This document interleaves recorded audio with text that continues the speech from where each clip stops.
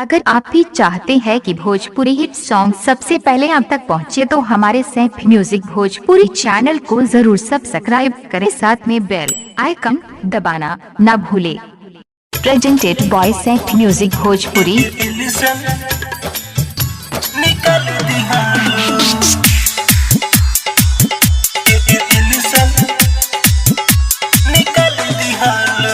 DJ Shashi Bishunpur.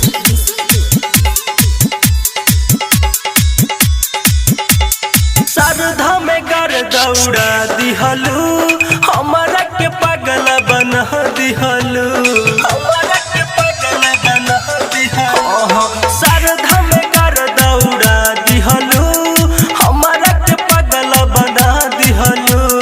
रहे कौन कमी तू कैलू इनकार, धोखा दे के हमारा के चल गइलू यार, पूरा खेल में बिगाड़ दिहलू। हाय दिल कैसन बनौले भगवान, सुनो हे हमर जान, तू दिल से निकाल दिहलू। दिल कैसन बनौले भगवान, सुनो हे हमर जान, तू दिल से निकाल दिहलू।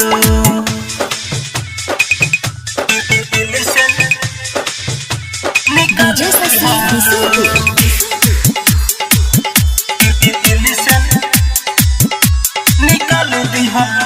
Presented by Saif music Bhojpuri. Mix by Rohit recording studio पुराना।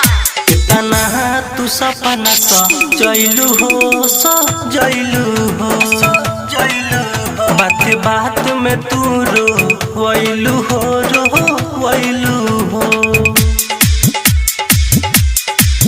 कितना तू सपना सजैलू हो, सजैलू हो, बात बात में तू रोइलू हो, रोइलू हो।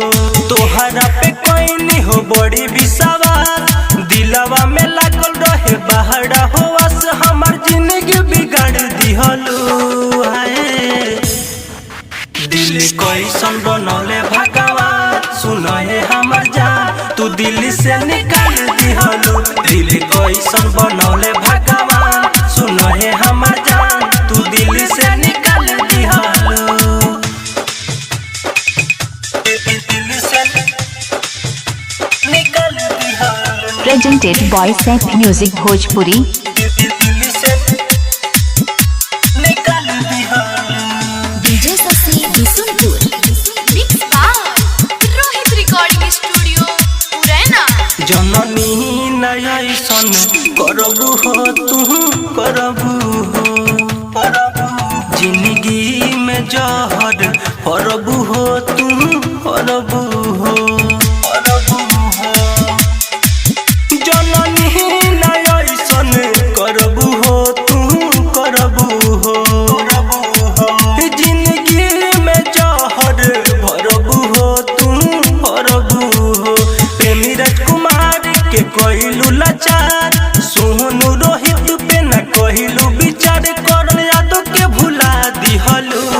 है दिल कैसन बनौले भगवान, सुनो हे हमर जान, तू दिल से निकाल दिहलू। दिल कैसन बनौले भगवान, सुनो हे हमर जान, तू दिल से निकाल दिहलू। निकाल दिहलू। Presented by Saif music Bhojpuri.